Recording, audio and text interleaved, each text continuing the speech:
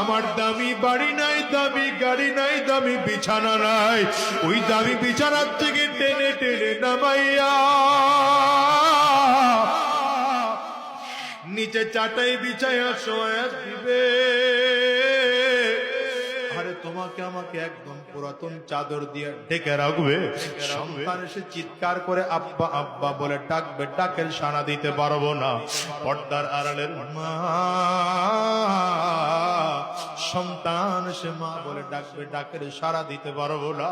ওই কলিজার টুকরা সন্তান ওখানে বসে চিল্লায় আর বলে আব্বু জবান খোলো, জবান খুলে না।